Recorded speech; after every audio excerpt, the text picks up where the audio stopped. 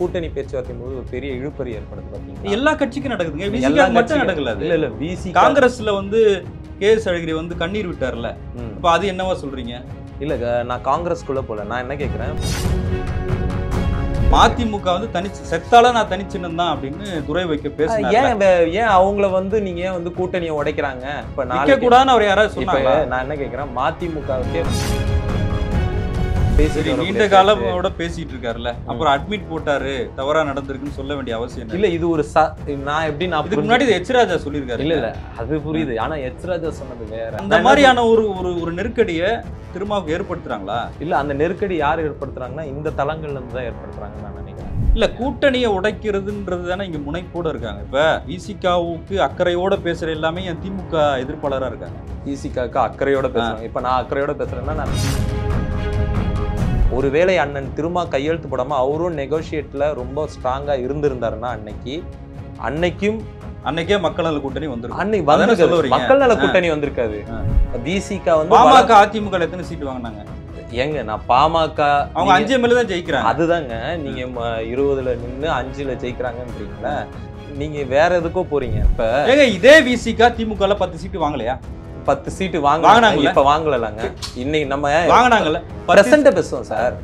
நீங்க ஆனவனா நீங்க வந்து பாஸ்டுக்கு போறீங்க. 10 சீட்டு வாங்கி ஒரு சீட்டு கூட ஜெயிக்க முடியல. நீங்க 6 சீட்டு வாங்கி 4 சீட்டு ஜெயிச்சிருக்காங்கல்ல. என்ன கேக்குறோம், ஒரு கட்சியில இருக்கக்கூடிய துணை பொதுச் செயலாளருங்க. ஐடியாலஜியாவே அவரை நீங்க ஆதரிக்கிறீங்க. ஆனா ஐடியாலஜியெல்லாம் ஆதரிக்கல. அவரு திமுக வந்து 200 சீட்டுக்கு மேல நாங்க நிப்போம் அப்படின்னு சொல்றதும் அந்த கட்சி உரிமை தானே. அப்ப அதையே உரிமை தானே. நான் என்ன கேக்குறேன், கரெக்டா வந்துட்டீங்க பாருங்க.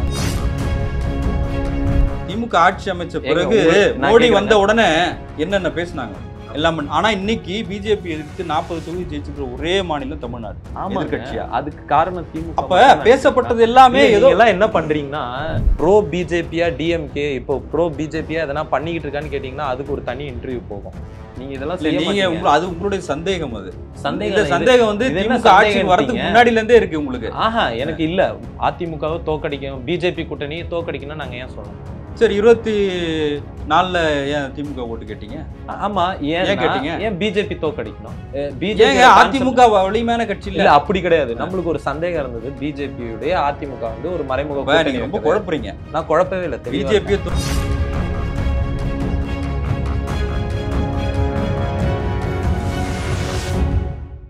சவுத் பீட்டின் அன்பு உறவுகளுக்கு வணக்கம். நான் ஃபெலிக்ஸ் இன்பவுலி. இந்த நேர்காணலில் நாம் சந்திக்கிருப்பவர் வழக்கறிஞர் திரு மோகன் அவர்கள். வணக்கம். விடுதலை சிறுத்தைகள் கட்சி பொறுத்த வரைக்கும் இப்போ ஒரு பெரிய சலசலப்பு போயிட்டு இருக்கிறதா பார்க்கலாம். அந்த கட்சியின் துணை பொதுச் செயலாளர்கள் சிலர் வந்து வெவ்வேறு கருத்துக்களை வெளிப்படுத்துகிறாங்க. இப்போ ரவிக்குமார் வந்து சனாதன சக்திகளை எதிர்ப்பதற்கு திமுகவோடு இருப்பது முக்கியம், அதை வந்து உடைக்க சதி நடக்குது, அவங்க இந்தியாவின் மற்ற மாநிலங்களில் அதை செய்துட்டாங்க, தமிழ்நாட்டுக்கும் வராங்க அப்படின்றத அவர் சொல்கிறாரு.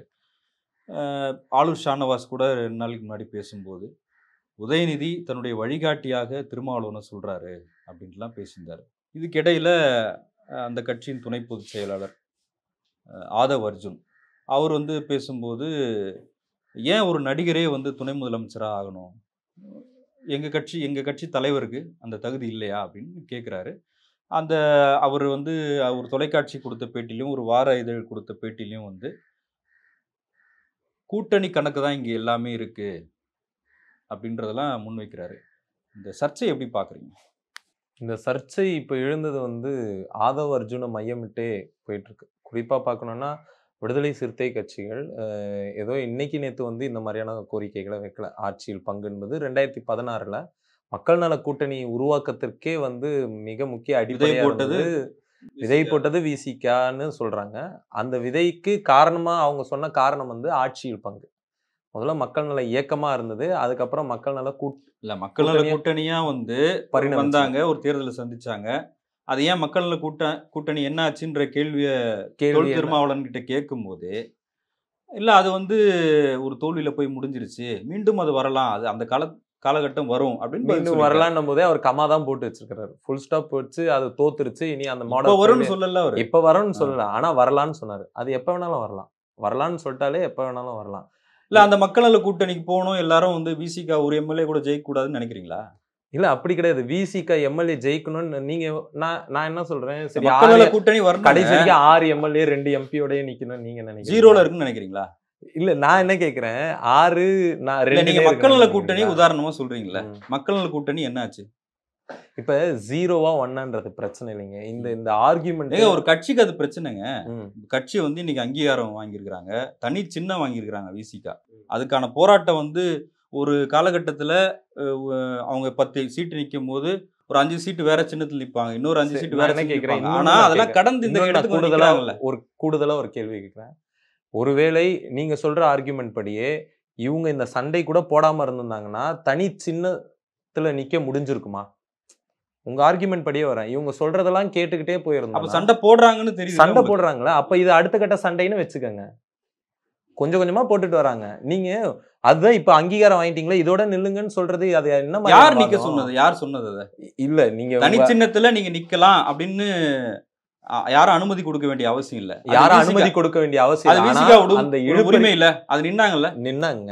அதோட இழுபறி ஒரு கூட்டணி பேச்சுவார்த்தையின் போது ஒரு பெரிய இழுபறி ஏற்படுது பாத்தீங்களா? எல்லா கட்சிக்கும் நடக்குதுங்க. எல்லா விசிகா மட்டும் கட்சிக்கும் நடக்கல அது. இல்ல விசிக காங்கிரஸ்ல வந்து கே.எஸ். அழகிரி வந்து கண்ணீர் விட்டார்ல. ம். அப்ப அது என்னவா சொல்றீங்க? இல்ல நான் காங்கிரஸ்க்குள்ள போல. நான் என்ன கேட்கிறேன், விடுதலை சிறுத்தை கட்சிகள் விடுதலை சிறுத்தைகள் தொடர்ச்சியா அவங்க வைக்கக்கூடிய அந்த ஒரு கட்ட முன்னேற்றம் இருக்குல்ல. ஆரம்பத்துல வந்து அவங்க சின்னத்திலே நின்னு போட்டியிட்டாங்க. தொல் திருமாவளவன் அவர்களே வந்து திமுக உறுப்பினரா நின்னு தான் போட்டியிட வேண்டிய அப்புறம் அதே நிர்பந்தம் எம்எல்ஏ ஏற்பட்டது. பதவியை ராஜினாமா பண்ணாரு. அதன் பிறகு வந்து அவர் வந்து தனி சின்னத்துல போட்டியிட்டு எம்பி ஆனாரு. அதன் கட்சியின் பொதுச் செயலாளர் திமுக உறுப்பினரா நின்னு ஜெயிச்சு திமுகவா தான் கடந்த பாராளுமன்றத்துல இருந்தாரு. இது ஒரு கட்டம். அது திரும்பவே பேசியிருக்காருல்ல. ஆமாமா. அடுத்த தேர்தல்ல நான் எங்க கட்சிக்கான அங்கீகாரம் நாடாளுமன்றத்துல வரும். நாங்க தனி சின்னத்துல நிப்போம்னு தனி சொன்னாரு. சின்னத்துல நின்னாங்க, நின்னாங்க. ஜெயிச்சாங்க. ஆனா அதுக்கு முன்னாடி ஒரு ரிஃப்ட் வருது பாத்தீங்களா? ஒரு சின்ன ஒரு சலசலப்பு ஏற்படுதுல்ல. இது ஒவ்வொரு மாற்றத்தின் போதும் நடக்கக்கூடியது. நீங்க வந்து எந்த ஒரு வாதங்களுமே அப்படியே டேக் இட் ஃபார் கிராண்டட்ன்னு நடக்காது. அது வந்து ஒரு நடக்காது. அது குறிப்பிட்ட எல்லா கட்சியில இப்ப இருக்குன்னு சொல்றேன். அதே நான் என்ன விசிகாவோட கேட்கிறேன், காயின் பண்றீங்க. விசிகாவோட காயின் பண்ணல. இப்ப விசிகா தான் பேசு இப்ப பொருளா இருக்கு. மதிமுக வந்து செத்தால நான் தனி சின்னம் தான் அப்படின்னு துரை வைக்க பேசினாரு. ஏன் அவங்கள வந்து நீங்க ஏன் வந்து கூட்டணியை உடைக்கிறாங்க? நீங்க வந்து பிஜேபிக்கு சப்போர்ட் பண்றீங்க. தனி சின்னம் நின்னாரு அவரு. நின்னாருலங்க. நின்னாருல. நான் என்ன கேட்கிறேங்க, இப்ப நிக்க நாளைக்கு கூடாதுன்னு அவர் யாராவது இப்ப சொன்னாங்களா? நான் என்ன கேட்கிறேன், மதிமுகவுக்கே வந்து நாங்க வந்து ஆட்சியில் பங்குன்னு அவங்க பேசுறாங்கன்னா என்ன பிரச்சனைன்றேன். ஏன் பேசலாமே. விசிக கேட்கறதுல என்ன தப்பு? எனக்கு நீங்க ஆதவர்ஜுன விட்டுருங்க, திமுக விட்டுருங்க, அதிமுக விட்டுருங்க. ஒரு கட்சி ஆட்சியில நான் பங்குன்னு கேக்குது. அதுதாங்க கேட்டாரு அவரு. ம். இதுக்கு முன்பாக கேட்டாரு. இப்ப ஆமாங்க. இப்ப சமீபமா மறுபடியும் கேக்குறாருன்னு வச்சுக்கோங்க. சமீபமா ஒரு வீடியோ வந்துச்சு. இல்ல எனக்கு தெரிஞ்சு நான் வந்து சிலர்கிட்ட கேட்கும்போது எனக்கு கிடைச்ச தகவல் என்னன்னா, ஒரு ஆய்வு நடத்தியிருக்கிறாங்க. ஒரு கருத்து கணிப்பு மாரி நடத்தியிருக்காங்க. அதுல இவருக்கான ஆதரவுன்றது வந்து உண்மையிலேயே இன்னைக்கு வந்து பொது சமூகத்துல வந்து திருமா அண்ணனுக்கு வந்து அதிகரிச்சிருக்குன்றது வந்து களத்துல இருக்கக்கூடிய நிலவரமா இருக்கு.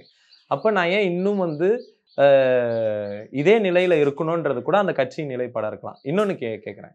நீங்க எப்பவுமே அந்த தேர்தல் பேச்சுவார்த்தையே நடக்கலங்க. இல்லங்க. நீங்க இன்னும் 1.5 வருஷம் தான் இருக்கு. ஆமா 1.5 வருஷம் இருக்கு. நீங்க வந்து நாளைக்கு தேர்தலுக்கு போகுது. இன்னைக்கு அந்த பேச்சுவார்த்தை நீங்க வந்து களத்தை தயார்படுத்த வேண்டியது இருக்கு. தேர்தலுக்கு ஒரு வாரத்துக்கு முன்னாடி கூட்டணி மாற்றம்லாம் நடந்திருக்கு தமிழ்நாட்டுல. ஆமாங்க. மாநாடுக்கு வரேன்னு சொல்லிட்டு கூட வராம நடந்திருக்கு. போயிருக்காங்க.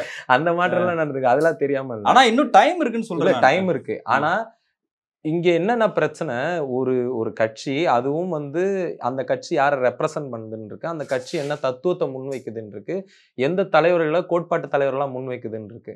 அந்த கட்சி இப்போ வந்து ஒரு கால் வைக்குது. என்ன வைக்குதுன்னா, நாங்க ஆட்சியில் பங்கு அப்படின்றத அதுவும் அந்த கட்சியின் தலைவர் வைக்கல. அந்த கட்சியில 2ஆம் கட்ட தலைவரா இருக்கக்கூடிய ஒருத்தர் வைக்கிறார். இன்னொன்னு அது ஏற்றார் போல அந்த கட்சியினுடைய அண்ணன் திருமா அவருடைய ட்விட்டர் அக்கவுண்ட்ல ஒரு வீடியோவும் போயிடுது. அதுக்கப்புறம் அதை டெலீட் பண்றாரு, அட்மின்னு சொல்றாரு. அது ஒரு பெரிய விஷயமாவது. அவரே என்ன சொல்றாரு, இது நீண்ட காலம் எங்களுடைய நாங்க பேசிட்டு நீண்ட காலமோட பேசிட்டு இருக்காருல்ல. அப்புறம் அட்மிட் போட்டாரு, தவறா நடந்திருக்குன்னு சொல்ல வேண்டிய அவசியம் இல்ல. இது ஒரு இதுக்கு முன்னாடி எச் ராஜா சொல்லியிருக்காரு. இல்ல அது புரியுது. ஆனா எச் ராஜா சொன்னது வேற. எச் ராஜாவோட அட்மின் அந்த நழுவல் என்பது வேற. அந்த மாதிரியான ஒரு நெருக்கடிய திருமாவுக்கு ஏற்படுத்துறாங்களா? இல்ல அந்த நெருக்கடி யார் ஏற்படுத்துறாங்கன்னா இந்த தளங்கள்ல இருந்து தான் ஏற்படுத்துறாங்கன்னு நான் நினைக்கிறேன். நீங்க இன்னைக்கு வந்து ஒரு கட்சிக்கு எதிரா ஒரு ஆட்சிக்கு எதிரா கூட்டணியில இருப்பதனாலேயே வந்து நீங்க வந்து விமர்சிக்கவே கூடாது.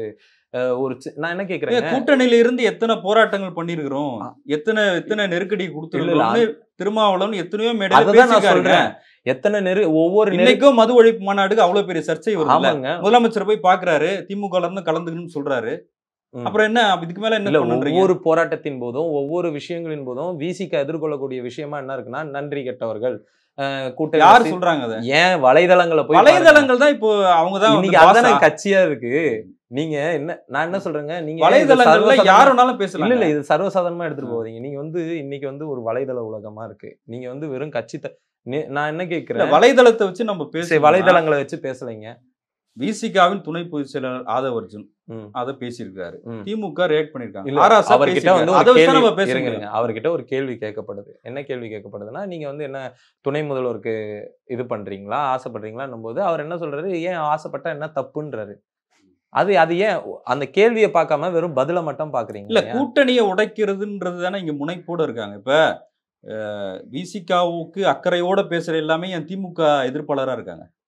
விசிகாவுக்கு அக்கறையோட பேசுறேன். இப்ப நான் அக்கறையோட பேசுறேன்னா இல்ல, நீங்க சொல்றீங்களா சமூக வலைதளம்னு, விசிகாக்கான உரிமை வேண்டும்னு பேசுறவங்க எல்லாருமே திமுக எதிர்ப்பாளரா இருக்காங்களே, ஏன் அப்படி நீங்க பார்க்க முடியுது? அப்ப விசிகாவுக்கு ஆதரவா விசிகாவுல இருந்து ஒரு குரல் வருது, இன்னொரு மாற்று கருத்து வருது, எல்லாம் வந்துட்டு தானே இருக்கு. அதுக்கு அந்த தலைவர் பதில் சொல்ல போறாரு. அவ்வளவுதானே? அவ்வளவுதான். அதுதான் நானும் சொல்றேன். இது ஏன் இவ்வளவு பெரிய ஆர்குமெண்ட் ஆகுதுன்னு நான் கேட்கிறேன். ஒரு கட்சி, அந்த கட்சி வைக்கக்கூடிய ஒரு நியாயமான கோரிக்கை, அந்த கோரிக்கைக்கு எங்களுக்கு ஒரு ட்ரெடிஷன் இருக்கு, தமிழ்நாடு மக்கள் இதை ஏற்க மாட்டாங்கன்றதெல்லாம் என்ன, அது யார் சொன்னது? ஏங்க அந்த கட்சியின் தலைவர்களே சொல்றாங்களே, திமுக கட்சியின் தலைவர்களே சொல்றாங்களே, மக்கள் ஏற்கல. ஆராசா சொன்னாரு.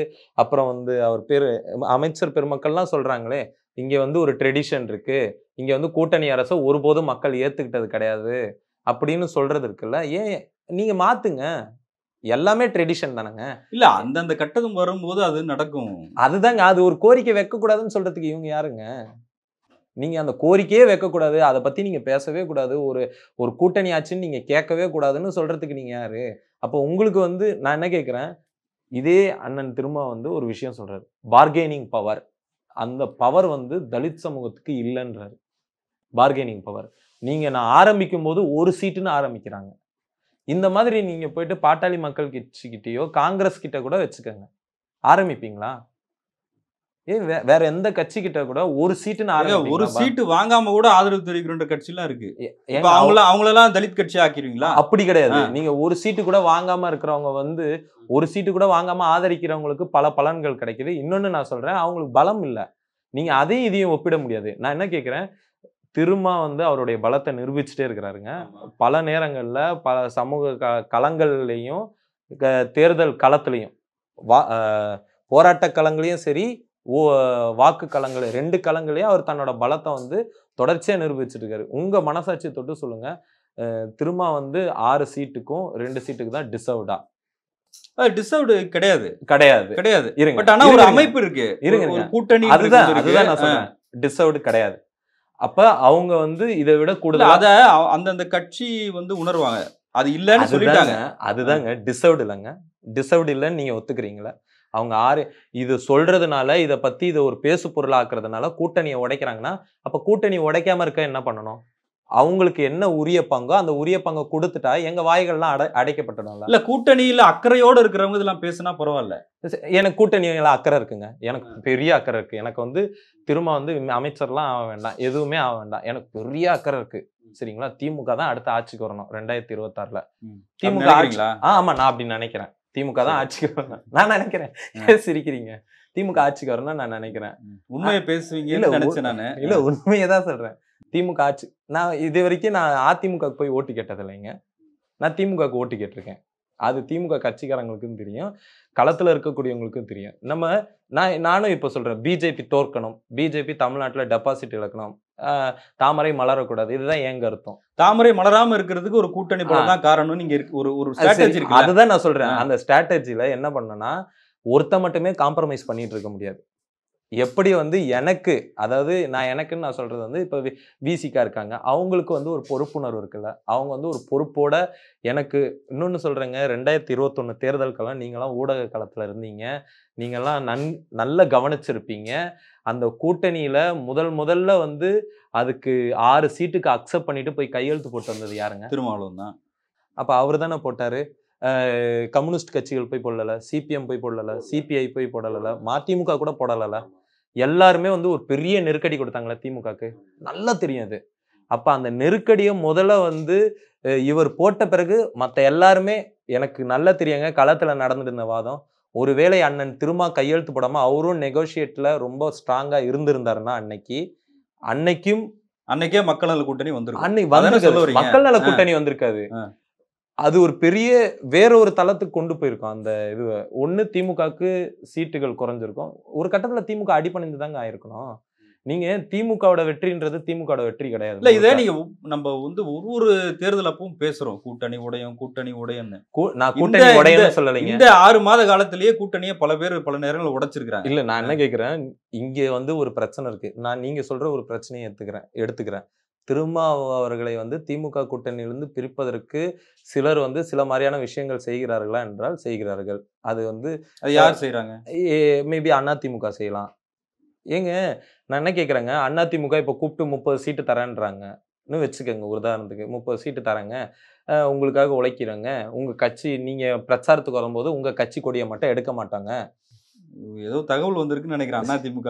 எனக்கு தகவல் அப்படிலாம் சொல்றாங்கன்னு வச்சுக்கோங்க. அப்ப இவங்க அதுக்கு ஒத்துக்கல சரிங்களா? அப்படிலாம் சொல்றாங்க. ஆனா அது வந்து ஒத்துக்காம இருக்கிறாரு.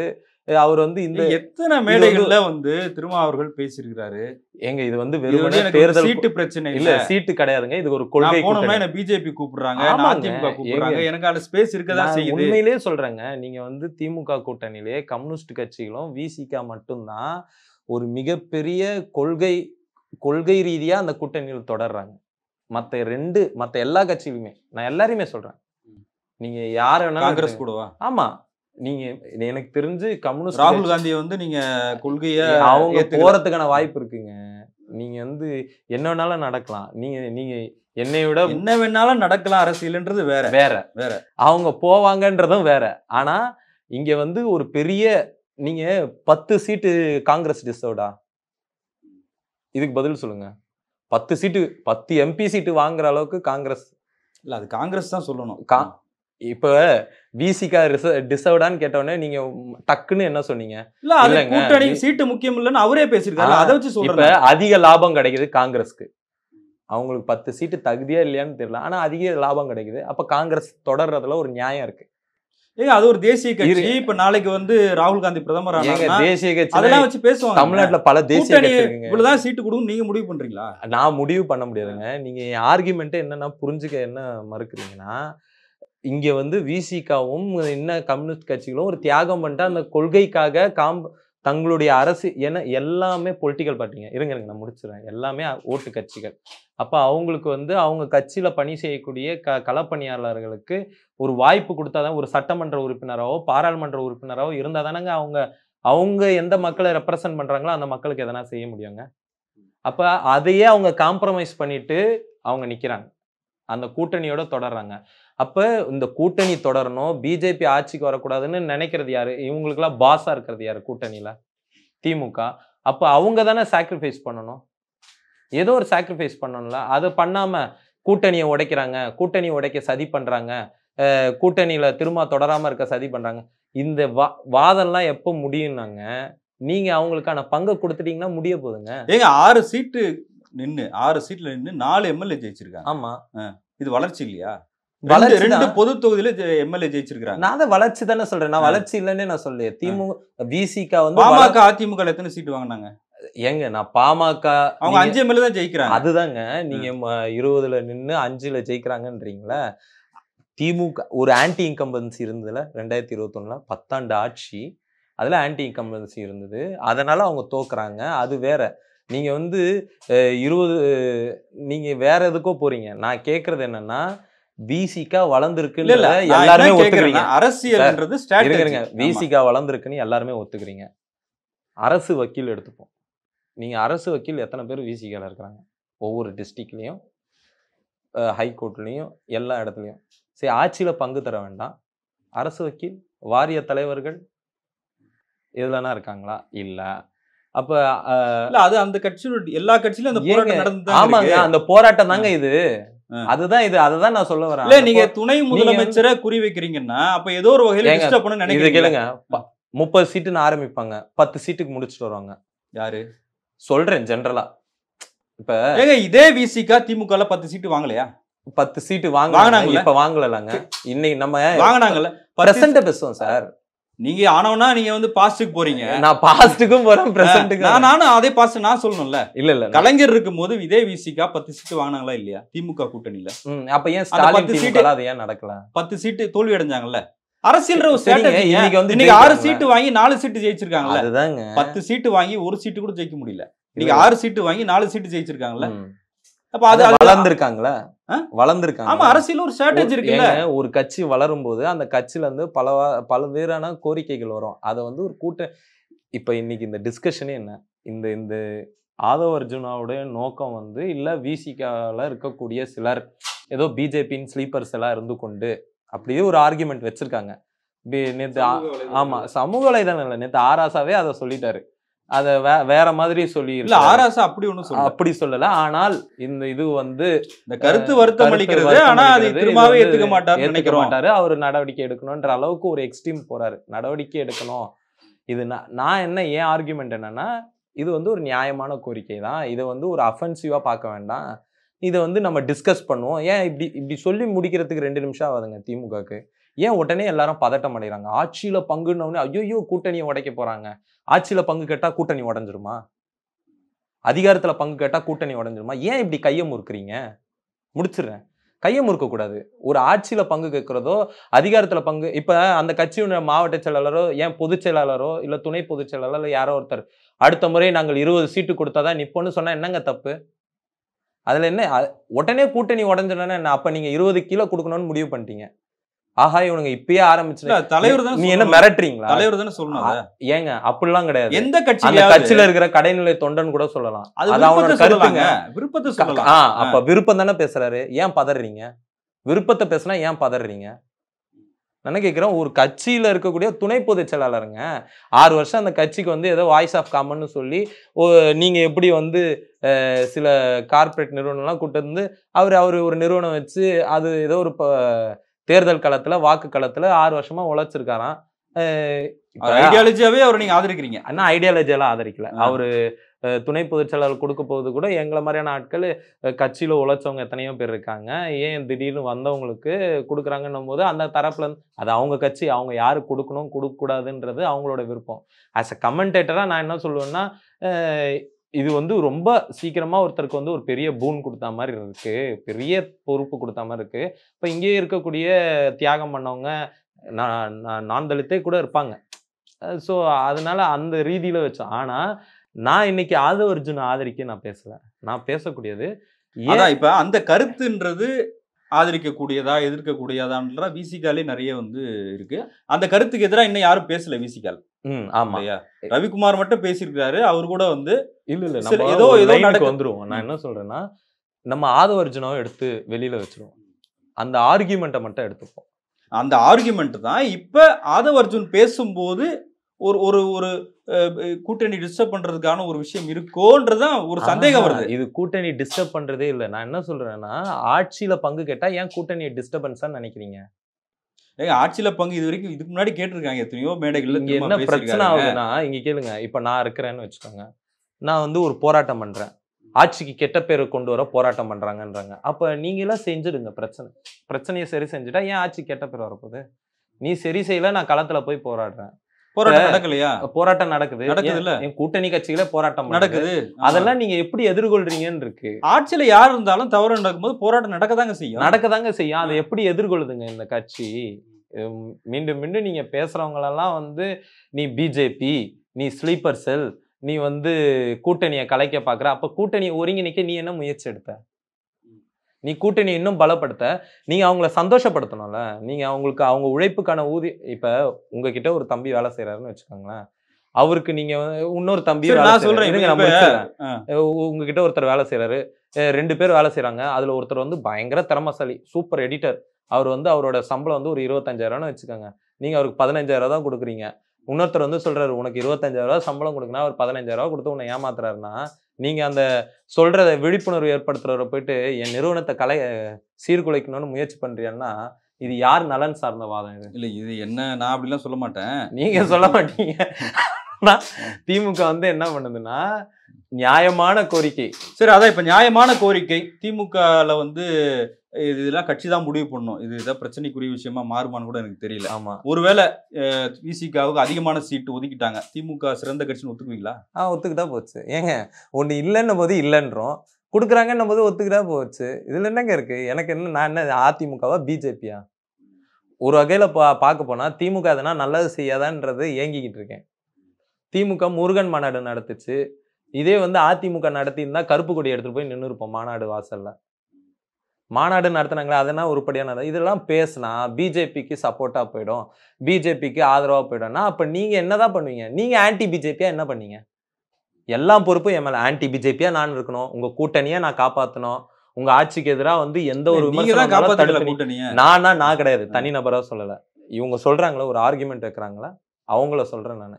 நான் வந்து இந்த ஆட்சியை காப்பாத்துற இடத்துலயும் நான் அந்த அளவுக்கு பலசாலியும் கிடையாது. இல்ல திமுக அந்த என்னன்னா, அளவுக்கு இப்ப நம்ம பலவீனமான வெளிய இருந்து கட்சியும் கிடையாது. வெளிய இருந்து பேசுறோம்.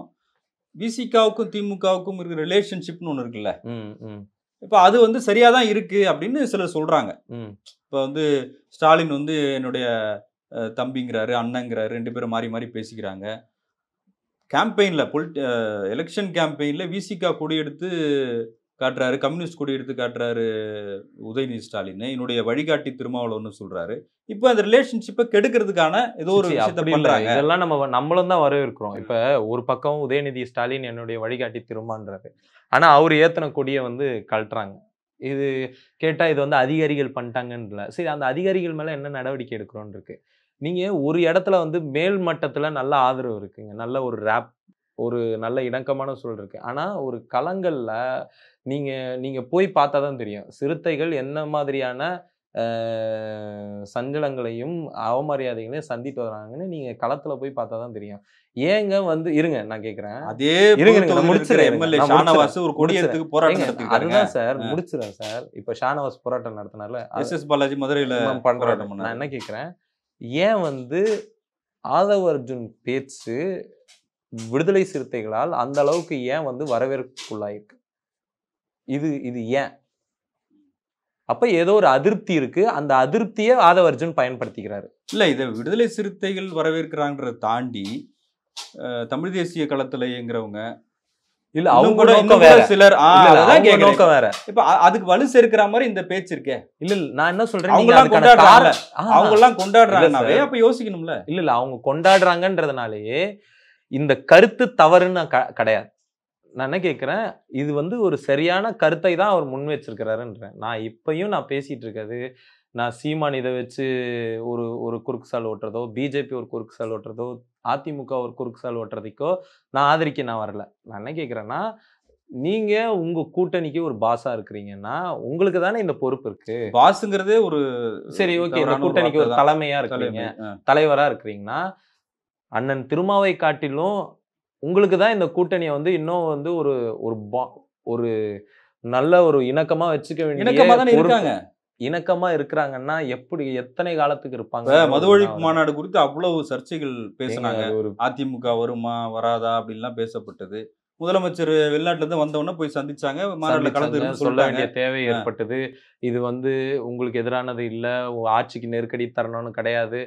அங்க உள்ள என்ன நடந்ததுன்னு நம்மளுக்கு தெரியாது. ஆனா வெளியில வர ஊடக செய்திகள வச்சு பார்க்கும்போது இவரு அத இம்மாதிரிலாம் வச்சு சொன்னாங்க. பேச வேண்டாம். சரி, அத வச்சு பேச வேண்டாம். ஆனா அத மறுக்கவும் இல்ல யாரும். சரிங்களா? ஒண்ணு மறுத்துடணும். சொல்றவங்க எல்லாருக்கும் போய் மறுக்க சரி, முடியுமா? மறுக்க முடியாதுங்க. ஆனா வந்துங்க, நான் கேட்கறது என்னுடைய ஆர்குமென்ட் ரொம்ப ரொம்ப சிம்பிள். ஆதவ் அர்ஜுன் பேசியதில் என்ன தவறு? 1. அப்படி அவர் பேசினதுல தவறு இருந்தா, அந்த தவறு இல்லங்க. உங்களுக்கு வந்து நீங்க வந்து இல்ல நீங்க கொஞ்ச நேரத்துக்கு முன்னாடி சொன்னீங்கல்ல, ப எம்எல்ஏ சீட்டே வாங்காம ஆதரிக்கிறாங்க. அப்படின்னு சொல்றீங்க. அப்ப எம்எல்ஏ சீட்டே வாங்காம ஆதரிக்கிறவங்க, அவங்க அந்த இடத்துல தான் நீங்களும் இருக்கீங்கன்னா சொல்லிடுங்க பேசாம. இல்ல. அவங்க இயக்கத்துக்கான வலிமை அவங்கவங்க இவங்களுக்கு ஒண்ணு இருக்கும். சரிங்களா? அத வந்து நீங்க என்ன சொல்ற, ஒரு சீட்ல இருந்து தொடங்குறீங்க அப்படின்னு சொல்றீங்க இல்லையா? இல்ல, அது வந்து தொடங்குறது விசிகா ஒரு ஜாதி அடையாளத்தோட அத நம்ம பேச வேண்டாம். நான் அப்படி அது பேச வந்து வரல. மற்ற இயக்கங்களுக்கும் அது ஆனா இருக்குன்னு சொல்றேன் நான். நம்ம ஒண்ணு புரிஞ்சுக்கணுங்க. நீங்க வந்து பிறருக்கும், பிற கட்சிகளுக்கும் ஒரு ஒடுக்கப்பட்ட மக்களை பலமாக கொண்டு இயங்கக்கூடிய ஒரு கட்சிக்கும் பாரிய வேறுபாடு இருக்கு. நீங்க விடுதலை சிறுத்தை கட்சி அண்ணன் திருமாவுடைய அந்த அரசியல் பயணம்ன்றது வெறும் ஒரு ரெட் கார்பெட் பயணம் கிடையாது. அது வந்து முட்கள் நிறைந்தது. சரிங்களா? ரொம்ப கஷ்டப்பட்டு பல அவமானங்கள். அது வந்து அந்த கட்சியின் உ அ துணை பொதுச் செயலாளர்களே பல ஊடக பேட்டிலலாம் சொல்லியிருக்கிறாங்க. அவங்க எம்மாதிரியான விஷயங்கள சந்திச்சிருக்கிறாங்க. அந்த கட்சியின் பொதுச் செயலாளரா இருக்கக்கூடியவரா அவங்கள எப்படி நடத்துனாங்க. இன்னைக்கு வந்து அந்த மாதிரியெல்லாம் நடத்த முடியாத நிலைக்கு போனதுக்கான அண்ணன் திருமாவுடைய உழைப்பு. சரிங்களா? அந்த கட்சியின் தியாகம், அந்த கட்சி தொடர்ச்சியா களத்துல நிக்குது. அந்த கட்சியின் மேல நம்மளுக்கு விமர்சனம் இருக்கு, இது இருக்கு, அவங்க இன்னும் செயல்படணுன்றதெல்லாம் அப்பாற்பட்டது. ஆனா, ஒரு ஒடுக்கப்பட்ட நான் ஏன் அந்த ஒடுக்கப்பட்டோர்ன்ற கார்ட நான் எடுக்கிறேன். அது உடனே பலருக்கு வந்து பதட்டம் அடையுது. பலருக்கு வந்து என்ன சொல்றாங்கன்னா, எல்லாத்துக்கும் இத எடுத்துப்பீங்களான்னா, அந்த கட்சி கேட்குதுன்னும்போது, நீங்க வந்து அன்புமணி ராமதாஸ் முதல்வர் ஆவரலான்னு பேசலாம். சரிங்களா? நான் முதலமைச்சர் ஆவேன். நான் தான் அடுத்து மாற்றம், முன்னேற்றம்லாம் பேசுறாரு. அது வந்து யாரும் அ பெரிய இது பண்றதில்ல. அந்த கூட்டணி கட்சியில இருக்கக்கூடியவங்களோ, இல்ல யாருமே. ஆனா வந்து நீங்க வந்து நீங்க அந்த சிந்தனையே வரலன்றேங்க. எனக்கு ஏங்க ஒரு இருங்க நான் காலகட்டத்துல சொல்றேங்க. நீங்க சொல்றத கேளுங்க. ஒரு காலகட்டத்துல விசிகா எங்க இருக்காங்களோ அவங்க தோத்துருவாங்க. விசிகா ஒதுக்கி தான் வச்சிருப்பாங்க. விசிகா வந்துரவே கூடாதுன்னு ஒரு ஆமாங்க. கூட்டணி இன்னைக்கு அமைப்பாங்க. இன்னெவிட்டபிள் அப்படின்ற ஆயிட்டாங்கங்க. காலகட்டம்லாம் இருந்துச்சுங்க. ஆமா இன்னைக்கு இன்னைக்கு இல்லல்ல. அதுதான். அது யாருடைய உழைப்பு? திமுகவுடைய உழைப்பா? அது விசிகாவோட உழைப்பு தான். விசிகாவோட உழைப்புங்க. அப்ப இந்த கட்டத்துக்கு முன்னேற வேண்டியது விசிகாவோட நிர்பந்தங்க. They are compelled to do so. அவங்க வந்து இந்த மாரி பேசணும்ன்றது அவங்களோட கம்பல்ஷன் இன்னைக்கு. நீங்க என்ன நெனச்சுட்டு இருக்கீங்க? நீங்க கட்சியில இருக்கிறவன்லாம் என்ன தலைவரே இன்னும் நம்ம 6 சீட்டு 2 சீட்டு தான் இருப்போமான்னு எத்தன பேர் மறைமுகமா போய் கேட்பாங்க. எத்தன பேர் உள்ளுக்குள்ள குமுறுறாங்க. நீங்க அந்த கட்சியோட நெருக்கமா இல்ல. உங்களுக்கு தெரியல. நம்ம அந்த கட்சியோட நெருக்கமா இருக்கோம். ஒவ்வொரு உறுப்பினருக்கும், ஒவ்வொரு அடிப்படை தொண்டனுக்கும் நம்ம இன்னும் எத்தனை காலத்துக்கு இந்த ஒற்றை இலக்கத்திலே நம்ம பயணிக்கிறது? நம்ம இவ்ளோ தியாகம் செய்றோம். இவ்ளோ ஒரு கட்சியினுடைய மாவட்ட செயலாளர் கூட அந்த கட்சியின் சக மாவட்ட செயலாளர் மதிக்க மாட்டேங்கிறாங்க. இதெல்லாம் நடக்குது சார் களத்துல. இதெல்லாம் நடக்குதா? அப்படிலாம் இருக்குதான்னு கேட்டீங்கன்னா, அப்படிலாம் இருக்குது. இல்ல நீங்க கட்சி ரீதியா பேசுறன்றது வேற. சமூக ரீதியா அந்த அவலம் ஏங்க வந்து ஏன் அது அந்த அவலத்த நடக்குதுன்னா, தாண்டி வர வேண்டிய கட்டாயம் இருக்கு எல்லாருக்குமே. கட்டாயம் இருக்குது. அததான் இருக்கு. உடைச்சுக்கிட்டு ஆமா, வராங்கன்றேன். ஆமா. அததான் நீங்க சொல்ற அதே கருத்த நானும் சொல்றேன். ம். இப்ப அது உங்களுக்கு எனக்கு மிகப்பெரிய இருக்கிற போராட்டம் மாற்று இல்ல. கருத்து என்னன்னா, இப்ப நீங்க கேட்கிற கேள்வியில என்ன நான் தவறுன்னு நான் நினைக்கிறது என்னன்னா, இது ஏன் கூட்டணி உடைக்கிறதான்னு நினைக்கிறீங்க? கூட்டணி பலப்படுத்துறாங்கன்னு சொல்லுங்க. நானும் பலமா இருக்கணுங்க. இப்ப நான் பிஜேபிய நான் எதிர்கொள்ளணும்ல. இப்ப என்கிட்ட ஒரு 20 எம்எல்ஏ இருந்தா தானே நானும் பிஜேபிய பலமா எதிர்க்க முடியும். நானும் ஒரு அதிகார பதவியில இருந்தா தானே பிஜேபிய நான் பலமா எதிர்க்க முடியும். அப்ப நான் கடைசி வரைக்கும் இப்ப நாளைக்கே பிஜேபி என்ன வந்து அச்சுறுத்துறாங்க. என் கட்சிக்கு எதிரான நெருக்கடி செலுத்துறாங்கன்னா, நான் திமுகவ வந்து கேட்க முடியும். அப்ப நான் ஒரு 20 எம்எல்ஏ, நான் ஒரு 4, 5 எம்பியோட இருந்து, நான் ஒரு அமைச்சர் பெருமக்களா இருந்தா தானே நான் இது பண்ண முடியும். அப்ப இது ஏன் வந்து ஒரு கட்சி தன்னை எம்பவர் பண்ணிக்கணும்னு நினைக்குது? இல்ல அதே மாரி இப்ப திமுக வந்து 200 சீட்டுக்கு மேல நாங்க நிப்போம் அப்படின்னு சொல்றதும் அந்த கட்சியோட ஆமா. உரிமை அப்ப தானே? அது ஏன் அது உரிமை உரிமை தான். தானே? நான் என்ன கேட்கிறேன். ஆ. கரெக்ட்டா வந்துட்டீங்க பாருங்க. அந்த கட்சியின் இளைஞர் அணி செயலாளரா இருக்கிறவர் நாங்க 200 நிப்போம், 150 நிப்போம், 180 நிப்போம். அ அப்ப அதெல்லாம் வந்து கூட்டணி உடைக்கிறது இல்லையா? அப்ப உங்களுக்கெல்லாம் பிஜேபி வந்து வரக்கூடாதுன்னு ஆசை இல்லையா? இன்னொன்னு இவங்க என்ன நினைக்கிறாங்கன்னா, பிஜேபிய எதிர்க்கிறதுலயே நம்ம மட்டும் தான் உறுதியா நிப்போம். மத்த எல்லா கட்சியும் உறுதியற்று நிப்போம்னா, விசிக, கம்யூனிஸ்ட் கட்சிகள் ப்ரூவ் பண்ணிட்டு இருக்காங்க. எந்த இடத்துலயுமே அவங்க வந்து போயிட்டு பிஜேபியினுடைய புறவாசல் வழியா கூட உறவு வச்சுக்கல. இவங்க வச்சுக்கிற மாரி.